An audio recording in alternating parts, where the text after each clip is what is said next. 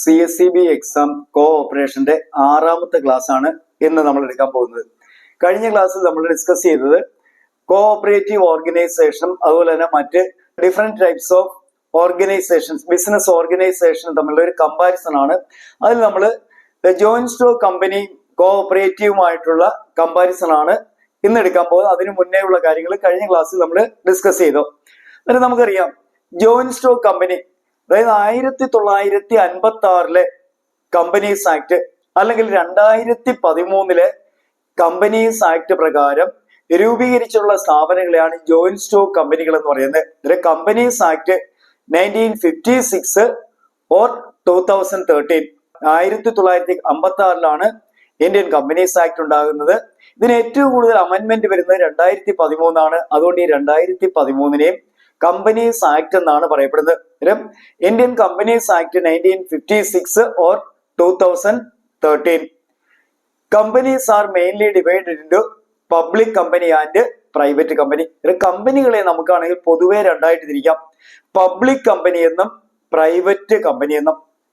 Private company എന്ന് പറഞ്ഞാൽ private കമ്പനിയുടെ പ്രത്യേകതകൾ: minimum number of members 2, maximum 200.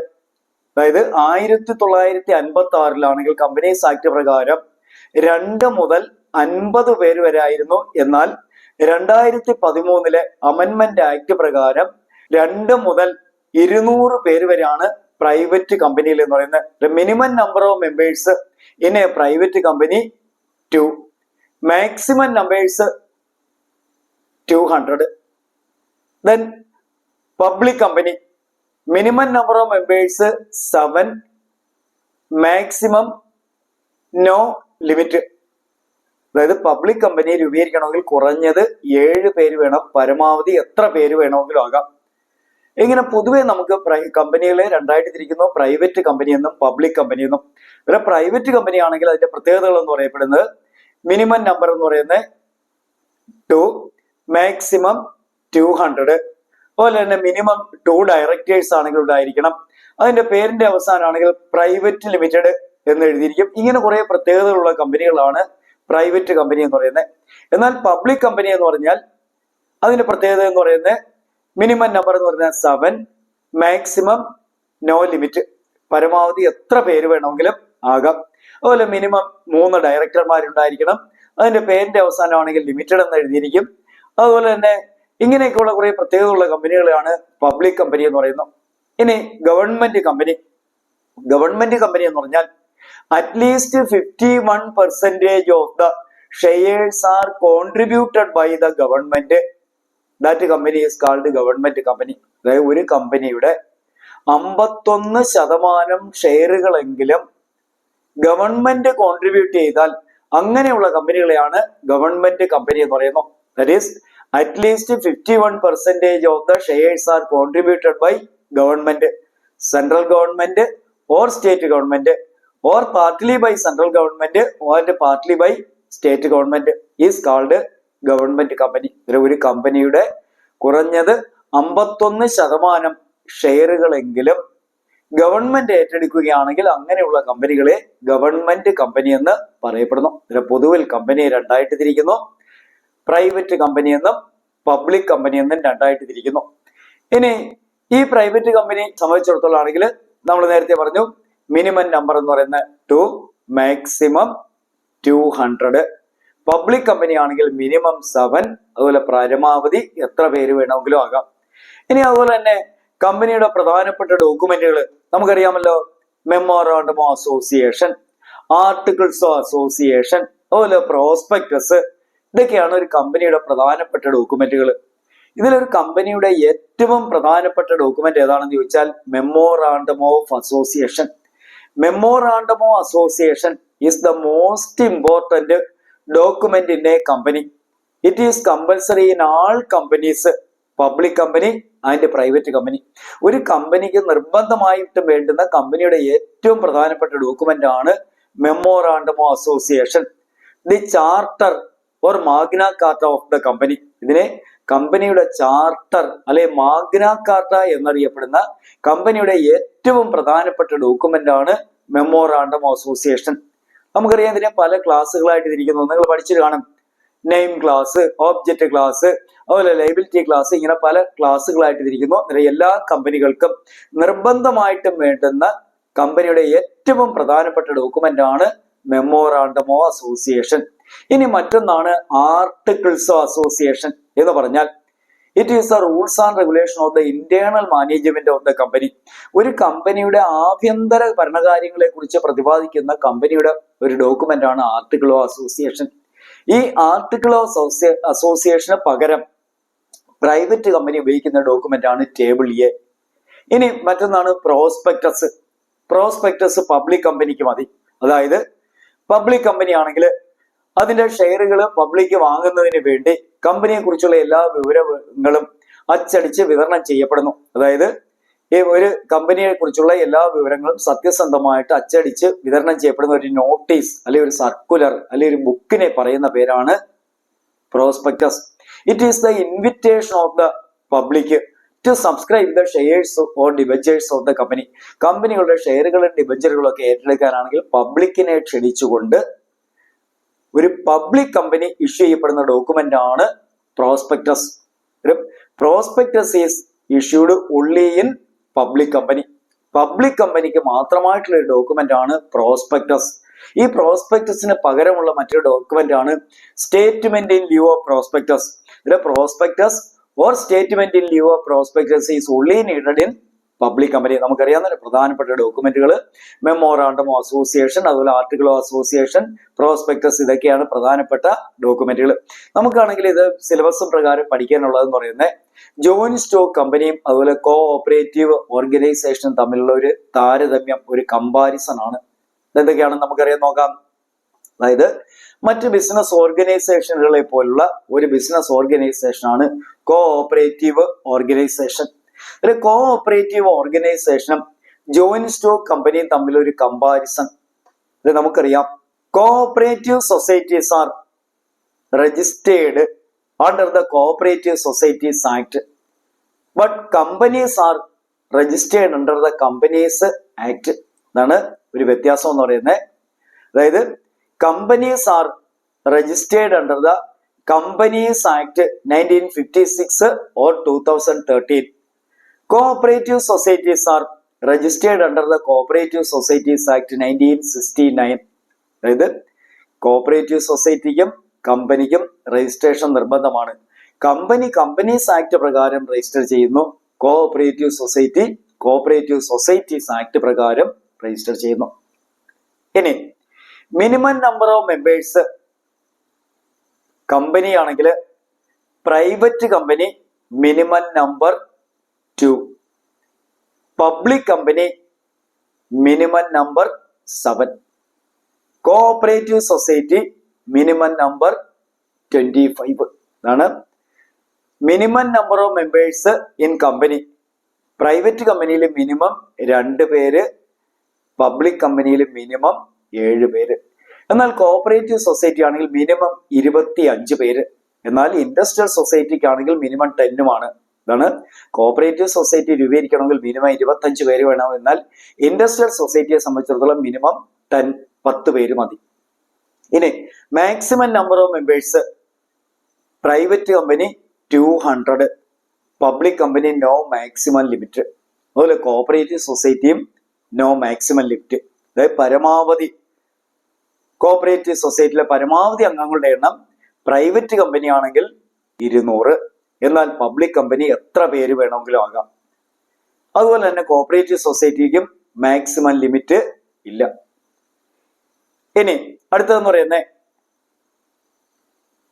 Democratic management ആണ് കോഓപ്പറേറ്റീവ് സൊസൈറ്റിയിൽ, എന്നാൽ ഓട്ടോക്രാറ്റിക് മാനേജ്മെന്റ് ആണ് കമ്പനിയിൽ. ഇതാണ് company autocratic management, but cooperative society democratic management.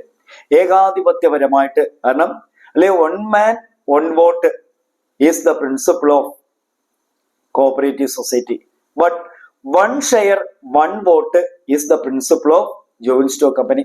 അതായത് ജനാധിപത്യപരമായിട്ടാണ് കോഓപ്പറേറ്റീവ് സൊസൈറ്റിയുടെ മാനേജ്മെന്റ്. എന്നാൽ കമ്പനിയെ സംബന്ധിച്ചിടത്തോളം ആണെങ്കിൽ ജനാധിപത്യപരമായിട്ടല്ല. അതായത് ഒരു ഷെയറിന് ഒരു വോട്ടാണ് കമ്പനിയുടെ പ്രിൻസിപ്പിൾ. എന്നാൽ സൊസൈറ്റിയിലോ 1 man 1 vote, അതായത് ഒരു വ്യക്തി എത്ര ഷെയർ എടുത്താലും ഒരു വോട്ട് ചെയ്യാൻ പറ്റത്തുള്ളൂ. ഇതാണ് company 1 share 1 vote, but cooperative society 1 man 1 vote.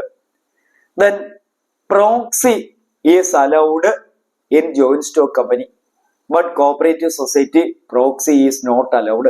അതായത് വോട്ടിങ്ങിന് വേണ്ടി യഥാർത്ഥ ആളിന് പകരം ഒരു മെമ്പർക്ക് പകരമുള്ള ഒരാളിനെ കൊണ്ട് വോട്ട് ചെയ്യിപ്പിക്കാം. ഈ പകരക്കാരനെ പറയുന്നവരാണ് പ്രോക്സി. ജോയിന്റ് സ്റ്റോക്ക് കമ്പനിയിൽ പ്രോക്സി അലവബിൾ ആണ്, എന്നാൽ കോപ്പറേറ്റീവ് സൊസൈറ്റിയിൽ പ്രോക്സി അലൗഡ് അല്ല. അതുപോലെ തന്നെയാണെങ്കിൽ കോപ്പറേറ്റീവ് സൊസൈറ്റിയെ സംബന്ധിച്ചിടത്തോളം ഒരു കോപ്പറേറ്റീവ് സൊസൈറ്റി ആണെങ്കിൽ മെയിൻ ഒബ്ജക്റ്റീവ് എന്ന് പറയുന്ന സർവീസ് ആണ്. എന്നാൽ കമ്പനിയുടെ മെയിൻ ഒബ്ജക്റ്റീവ് എന്നത് profit. Profit is the main object of joint stock company, but service is the main object of cooperative society. ഇതിൽ ജോയിന്റ് സ്റ്റോക്ക് കമ്പനിയുടെ പ്രധാന ലക്ഷ്യം എന്ന് പറയുന്നത് ലാഭമാണ്. എന്നാൽ കോപ്പറേറ്റീവ് സൊസൈറ്റിയെ സംബന്ധിച്ചിടത്തോളം the main object is called service. 2ാം സ്ഥാനം മാത്രമേ ഏതിന് കൊടുക്കുന്നുള്ളൂ? പ്രോഫിറ്റിന് കൊടുക്കുന്നുള്ളൂ. അതുപോലെ കോപ്പറേറ്റീവ് സൊസൈറ്റിയെ സംബന്ധിച്ചിടത്തോളം ആണെങ്കിൽ ആൾ ആർ ഈക്വൽ ആണ്, എല്ലാവരും തുല്യരാണ് കോപ്പറേറ്റീവ് സൊസൈറ്റിയിൽ. എന്നാലാണെങ്കിലോ കമ്പനിയെ സംബന്ധിച്ചിടത്തോളം അവിടെ മെയിൻ എന്ന് പറയപ്പെടുന്നത് ഫിനാൻസ് ആണ്, അല്ലെങ്കിൽ മണിയാണ്. കാരണം പണമുള്ളവർക്കാണ്, കൂടുതൽ ഷെയർ മേടിക്കുന്നവരാണ് അവിടെ പ്രാധാന്യം കൊടുക്കുന്നത്. എന്നാൽ എല്ലാവരും തുല്യരാണ് കോപ്പറേറ്റീവ് സൊസൈറ്റികൾ. പലതരത്തിലുള്ള ബിസിനസ് ഓർഗനൈസേഷൻസ് ഉണ്ടെന്ന് നമ്മൾ പറഞ്ഞു. സോൾ പ്രൊപ്പറേറ്റർഷിപ്പ് ഉണ്ട്, പാർട്ട്ണർഷിപ്പ് ഉണ്ട്, HUF ഉണ്ട്, ജോയിന്റ് സ്റ്റോക്ക് കമ്പനി ഉണ്ട്, കോപ്പറേറ്റീവ് സൊസൈറ്റികളുണ്ട്. ഇതിൽ മെയിൻ ആയിട്ടാണെങ്കിൽ കമ്പനിയും അതുപോലെ തന്നെ കോപ്പറേറ്റീവ് സൊസൈറ്റി. നമുക്കറിയാം കമ്പനി ഇന്ത്യൻ കമ്പനീസ് ആക്ട് പ്രകാരം രൂപീകരിച്ചിട്ടുള്ള സ്ഥാപനങ്ങളാണ് ജോയിന്റ് സ്റ്റോക്ക് കമ്പനികൾ. എന്നാൽ cooperative societies are to be formed or registered under the cooperative societies act. Companies act പ്രകാരം ഇന്ത്യൻ കമ്പനീസ് ആക്ട് 1956 ഓർ 2013 പ്രകാരം രജിസ്റ്റർ ചെയ്തിട്ടുള്ള സ്ഥാപനങ്ങളാണ് joint stock company. But cooperative societies are to be formed or registered under the cooperative societies act 1969. Main object of joint stock company profit, but main object of cooperative society service. 1 man 1 vote cooperative society, but joint stock company 1 share 1 vote. 1 share 1 vote is the principle in joint stock company, but cooperative society 1 man 1 vote. Autocratic management in joint stock company, but cooperative society democratic management. Autocratic management ആണ്. കാരണം ഏറ്റവും കൂടുതൽ share മേടിച്ചിട്ടുള്ള ആരാണോ അവരായിരിക്കും ഒരു കമ്പനിയെ നിയന്ത്രിക്കുന്നത്. നമുക്കറിയാം കമ്പനി ഷെയർ എന്ന് പറഞ്ഞാൽ എന്താണെന്ന് അറിയാമല്ലോ. The capital of the company is divided into small units, each unit is called A share. ഒരു കമ്പനിയുടെ ക്യാപിറ്റൽ ഒരു ഹ്യൂജ് എമൗണ്ട് ആണ്. ഇതിനെ ചെറിയ ചെറിയ യൂണിറ്റ് ആയിട്ട് തിരിക്കുന്നു. ഓരോ യൂണിറ്റ് ഷെയർ എന്ന് പറയുന്നു. ഷെയർ മേടിച്ച ആരാണോ അവരെ ഷെയർ ഹോൾഡർ എന്ന് പറയുന്നു. ഇവരാണ് കമ്പനിയുടെ ഓണേഴ്സ് എന്ന് പറയുന്നത്. ഒരാൾക്ക് എത്ര ഷെയർ വേണമെങ്കിലും വാങ്ങാവുന്നതാണ്. മൊത്തം ഷെയറിന്റെ 51% ആരാണോ മേടിച്ചിരിക്കുന്നത് അവരായിരിക്കും കമ്പനിയെ മാനേജ് ചെയ്യുന്നത്. കാരണം 1 share 1 vote ആണ്. എന്നാൽ കോപ്പറേറ്റീവ് സൊസൈറ്റിയെ സംബന്ധിച്ചിടത്തോളം 1 man 1 vote. അതാണ് കമ്പനി ആണെങ്കിൽ ഓട്ടോക്രാറ്റിക് മാനേജ്മെന്റും കോപ്പറേറ്റീവ് സൊസൈറ്റി ഡെമോക്രാറ്റിക് മാനേജ്മെന്റ് ആണ്. ക്ലിയർ ആയല്ലോ. ഇനി minimum number of members in order to form a joint stock company. Private company ആണെങ്കിൽ മിനിമം നമ്പർ 2, പബ്ലിക് കമ്പനി ആണെങ്കിൽ മിനിമം നമ്പർ 7. അതുപോലെ തന്നെ minimum number of members in a cooperative society 25. എന്നാൽ industrial കോപ്പറേറ്റീവ്സിൽ minimum 10 ആണ്. ഇനി maximum number of members joint stock കമ്പനിയിലാണെങ്കിൽ maximum number of members private company 200, public company no maximum limit. അതായത് പരമാവധി ആളുകളുടെ എണ്ണം പ്രൈവറ്റ് കമ്പനി 200ഉം പബ്ലിക് കമ്പനിയിൽ എത്ര പേര് വേണമെങ്കിലും ആകാം. കോപ്പറേറ്റീവ് സൊസൈറ്റിയെ സംബന്ധിച്ചിടത്തോളവും നോ മാക്സിമം ലിമിറ്റ്. എത്ര പേര് വേണമെങ്കിലും കോപ്പറേറ്റീവ് സൊസൈറ്റിയിൽ മെമ്പേഴ്സ് എടുക്കാവുന്നതാണ്. അതുപോലെ തന്നെയാണെങ്കിൽ കോപ്പറേറ്റീവ് സൊസൈറ്റിയെ സംബന്ധിച്ചിടത്തോളം ആണെങ്കിൽ സുപ്രീം അതോറിറ്റി ജനറൽ ബോഡിയാണ്. എന്നാൽ കമ്പനിയിൽ സുപ്രീം അതോറിറ്റി എന്ന് പറയുന്നത് ബോർഡ് ഓഫ് ഡയറക്ടേഴ്സ് MD ഒക്കെയാണ്. ഇതാണ് MD, managing director and board of directors are the supreme authority in joint stock company, but the main or the supreme authority in cooperative society general body, അവിടെ members ആണ്, അവിടെ പരമാധികാരം മെമ്പേഴ്സിനാണ് cooperative സൊസൈറ്റിയെ സംബന്ധിച്ചിടത്തോളം. അതുപോലെ തന്നെയാണെങ്കിൽ cooperative സൊസൈറ്റിയുടെ ഷെയറുകൾ ട്രാൻസ്ഫർ ചെയ്യാൻ പറ്റത്തില്ല. എന്നാൽ companies shares are easily transferred. The shares of joint stock company are easily and freely transferable, but in cooperative societies the shares are not transferable. അതായത് കമ്പനിയുടെ ഷെയറുകളാണെങ്കിൽ ഒരാൾക്ക് വേണ്ടെങ്കിൽ മറ്റൊരാൾക്ക് വിൽക്കാവുന്നതാണ്, എന്നാൽ സൊസൈറ്റിയിലാണെങ്കിൽ ഷെയറുകൾ ട്രാൻസ്ഫർ ചെയ്യാൻ പറ്റത്തില്ല. ഇതൊക്കെയാണ് പ്രധാനമായിട്ടും, ഇങ്ങനെ കുറെ വ്യത്യാസങ്ങളാണ് ജോയിന്റ് സ്റ്റോക്ക് കമ്പനിയും അതുപോലെ കോഓപ്പറേറ്റീവ് സൊസൈറ്റിയുമായിട്ടുള്ള വ്യത്യാസങ്ങൾ. അന്നേരം പലതരത്തിലുള്ള ബിസിനസ് ഓർഗനൈസേഷനിൽ ഒന്നാണ് കോഓപ്പറേറ്റീവ് ഓർഗനൈസേഷൻ എന്ന് പറയുന്നത്. ഈ കോഓപ്പറേറ്റീവ് ഓർഗനൈസേഷനും കമ്പനിയുമായിട്ട്, ജോയിന്റ് സ്റ്റോക്ക് കമ്പനീസുമായിട്ട് ഒരു കമ്പാരിസൺ, അതായത് രണ്ടിനും രജിസ്ട്രേഷൻ ആവശ്യമാണ്. കോഓപ്പറേറ്റീവ് സൊസൈറ്റിക്കും രജിസ്ട്രേഷൻ ആവശ്യമാണ്, അതുപോലെ തന്നെ കമ്പനിക്കും രജിസ്ട്രേഷൻ ആവശ്യമാണ്. കോഓപ്പറേറ്റീവ് സൊസൈറ്റീസ് ആക്ട് പ്രകാരം രജിസ്റ്റർ ചെയ്യുന്നു, കമ്പനീസ് ആക്ട് പ്രകാരം രജിസ്റ്റർ ചെയ്യുന്നു. അതുപോലെ തന്നെ രണ്ടിന്റെ ലയബിലിറ്റി ലിമിറ്റഡ് ആണ്, അതറിയാമല്ലോ. ലിമിറ്റഡ് ലയബിലിറ്റി ആണ് സൊസൈറ്റിയിലും കമ്പനിയിലും. കമ്പനി ആണെങ്കിൽ പ്രോഫിറ്റ് മോട്ടീവിന് പ്രാധാന്യം കൊടുക്കുമ്പോൾ സൊസൈറ്റി സർവീസിന് പ്രാധാന്യം കൊടുക്കുന്നു. One man one vote principal, one man one vote ഏതാണ് കോഓപ്പറേറ്റീവ്, എന്നാൽ വൺ ഷെയർ വൺ വോട്ട് ആണ് ജോയിന്റ് സ്റ്റോക്ക് കമ്പനിയിൽ. ഇനി പറഞ്ഞല്ലോ മിനിമം നമ്പർ മാക്സിമം നമ്പർ അറിയാമല്ലോ. കമ്പനി ആണെങ്കിൽ മിനിമം നമ്പർ, പബ്ലിക് കമ്പനി ആണെങ്കിൽ 7, പ്രൈവറ്റ് കമ്പനി 2, സൊസൈറ്റി ആണെങ്കിൽ 25 മിനിമം, എന്നാൽ ഇൻഡസ്ട്രിയൽ കോഓപ്പറേറ്റീവ് ആണെങ്കിൽ 10 മതി. ഇനി മാക്സിമം നമ്പർ എന്ന് പറയുന്നത് private company 200, public company no maximum limit, അതുപോലെ കോഓപ്പറേറ്റീവ് സൊസൈറ്റിക്കും നോ മാക്സിമം ലിമിറ്റ്. ഏകദേശം ഇത്രയും കാര്യങ്ങൾ ക്ലിയർ ആയി കാണുമല്ലോ. ഇതാണ് കോഓപ്പറേറ്റീവ് സൊസൈറ്റിയും ജോയിന്റ് സ്റ്റോക്ക് കമ്പനിയുമായിട്ടുള്ള ഒരു കമ്പാരിസൺ എന്ന് പറയുന്നത്. ഇത്രയും കാര്യങ്ങൾ ക്ലിയർ ആയി കാണുമെന്ന് വിശ്വസിക്കുന്നു.